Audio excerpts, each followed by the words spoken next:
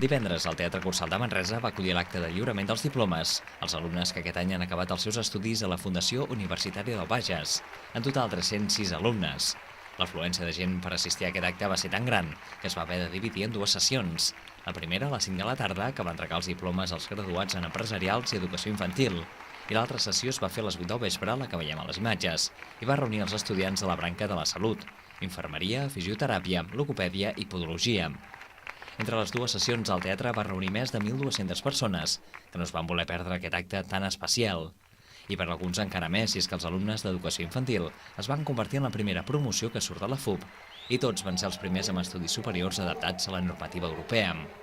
Entre les personalitats a dalt de l'escenari hi havia l'alcalde de Manresa, Valentí Junyent, la regidora Mercè Rossich o el director general de la Fundació Universitària, Valentí Martínez, que va destacar que aquest acte era un reconeixement a l'esforç, la feina, la constància i la tenacitat.